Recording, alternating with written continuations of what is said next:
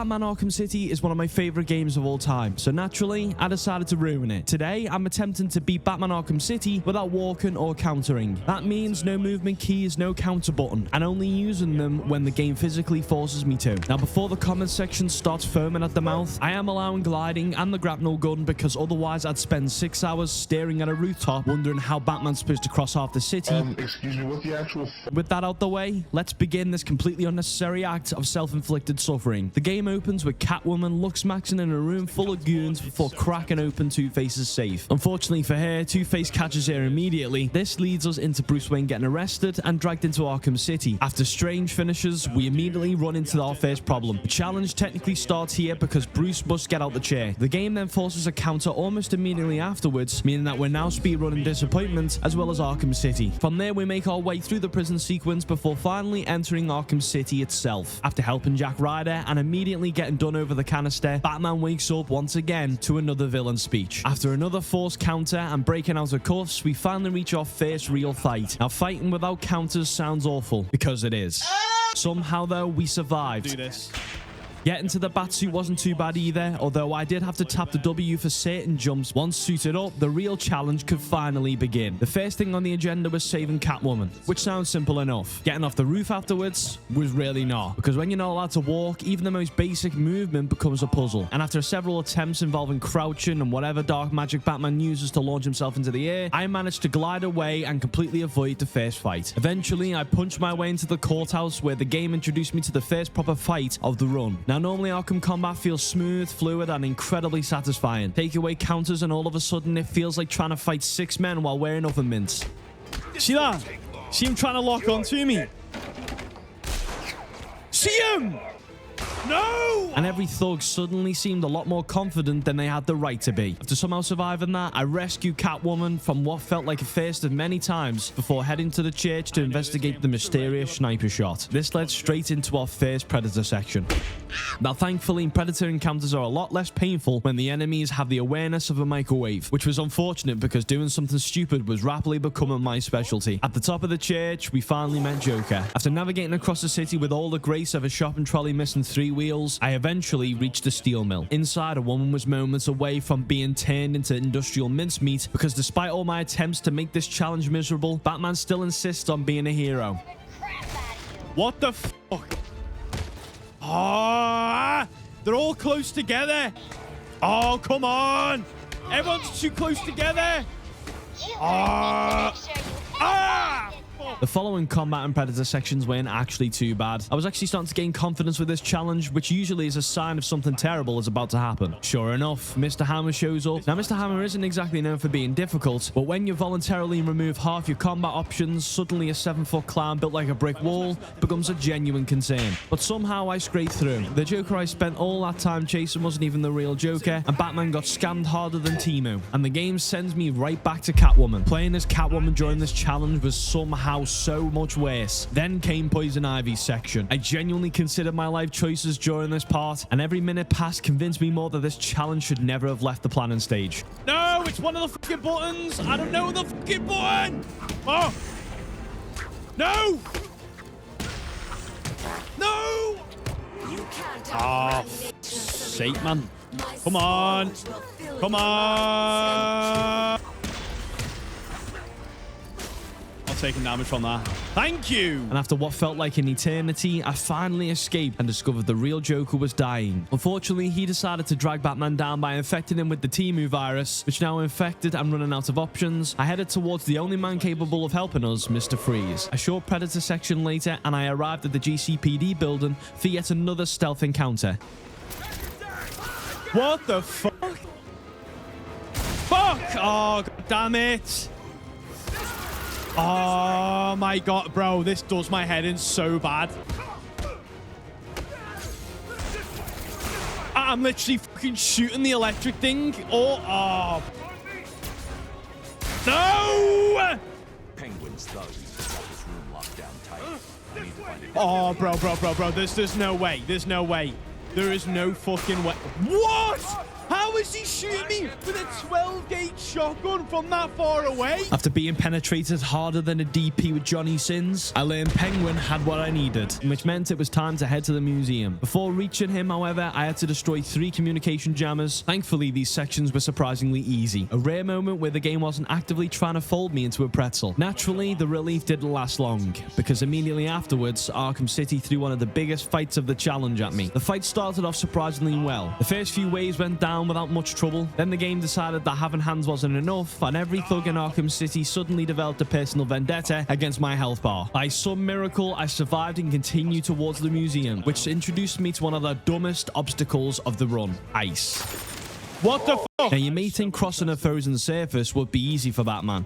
Well, you'd be wrong. Since walking was banned, I had to figure out an alternative method of movement: punching repeatedly across the ice. After eventually saving the few cops on the ice, I spoke to Mr. Freeze first before the Predator section, which is always the smartest thing to do. Now it's time for cock and ball torture. No! Oh, man. Oh! Oh, you fucking bastard. No.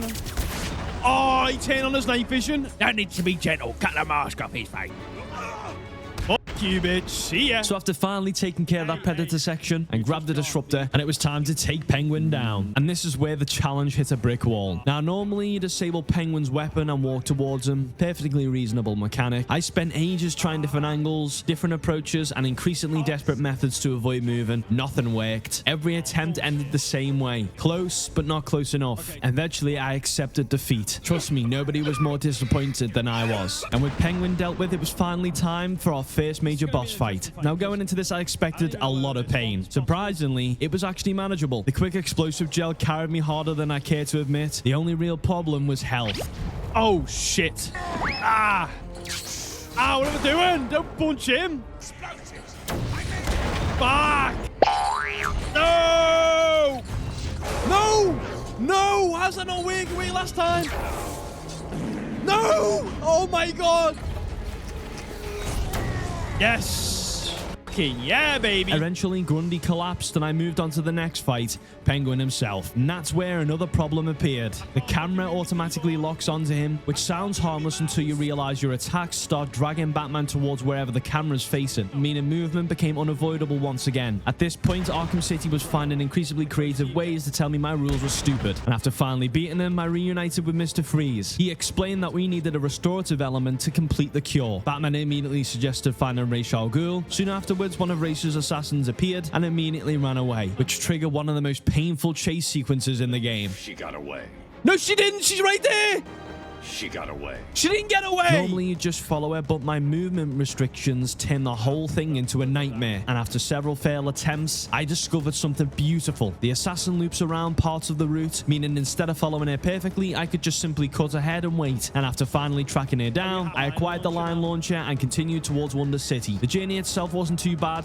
A few fights, a few goons, nothing too terrifying until Wonder City happened. At one point, the game required a single tap on the movement key just to trigger a cutscene. After scanning the robot guards and sitting through yet another mandatory counter section, Batman began experiencing hallucinations. Soon afterwards, I met Talia al Ghul. All I had to do was complete a series of trials. Unfortunately, these sections require movement for gliding. There was simply no way of avoiding it. The real nightmare, however, was the final trial fight, the semen fight. Okay, so most of this can be done without countering. However, Ra's al Ghul's bit where you have to fucking keep pressing the counter button is the only part, I think, where you cannot counter. So there is only 3 parts in this game where you can't.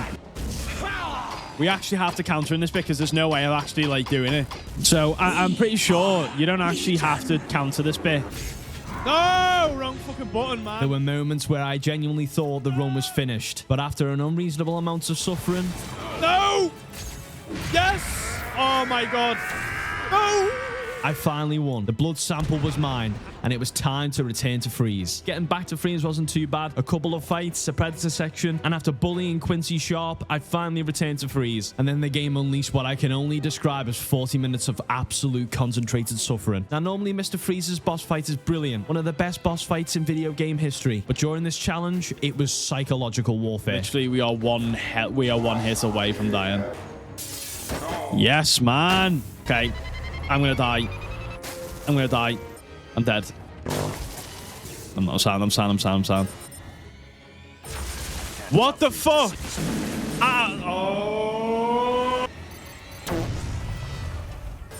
What the fuck? Every successful takedown removed an option, and every mistake starting the process all over again. And every time I thought I had him figured out, the giant blue refrigerator immediately proved me wrong. Eventually, through my persistence, luck, and several near mental breakdowns, Freeze finally went down. But it was too late. The cure was gone. Harley Quinn took it, and it was time to go back to the Joker. And after rescuing Vicky Vale and barely surviving another Predator section, shit, man, I made my way into the steel mill. Surprisingly, this part wasn't actually that bad. By now, I've become weirdly good at moving without moving, which sounds impossible, but so does this challenge. Using a combination of punches, gadgets, and increasingly desperate strategies, I slowly worked my way through the steel mill, avoiding vents where possible, abusing every mechanic I could find. Then I reached what I thought would be the hardest boss fight in the entire game, the Joker boss fight, or more specifically, the Titan gang fight. I was ready for pain. I was prepared for suffering. Instead, I absolutely smoked them. Everything just clicked. Naturally, the game couldn't allow that confidence to exist for long though. A piece of rubble crashed down on Batman's head. Talia surrendered herself, and suddenly I was playing as Catwoman again. Because if there was one thing this challenge desperately needed, it was more Catwoman. This time her objective was breaking into Hugo Strange's vault. To do that, I needed to steal multiple key cards scattered throughout the area. Normally this wouldn't be a problem. Every jump became extremely stressful. What? You spend... Fuck off. I knew it. I knew I was too close. No! Next stop. Oh, what is she doing? That's not even my fault. And every failed attempt chipped away at what remained of my sanity. Eventually, I collected everything, suffered through the Predator section. Oh, man. Oh, why am I fucking pressing that button? Target is mobile. Oh, what? Target is mobile. Oh my god. Holy shit. That was too close. And reached the vault. The entire reason Catwoman came here, just for it to leave it all behind. She saved Batman and handed control back to us, which meant it was finally time to deal with our bored twink Hugo Strange. The climb through Wonder Tower wasn't particularly difficult. A few Predator encounters, a few combat sections, some mandatory movement for tight ropes and ledges, but nothing too outrageous. And then I was standing at the top of Wonder Tower itself, ready for the final confrontation. We're gonna take this nice and slow. Oh, yes. What? Target is moving this way. What? Bro just shot me through the fucking window. Oh, no. Why did I... Oh, bro. What the fuck? Why the fuck are we down here? No.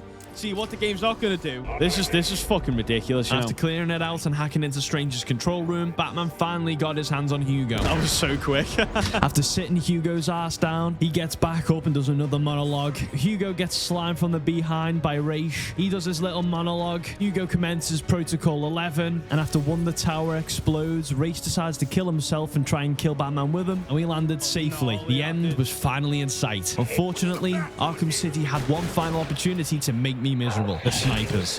Fuck.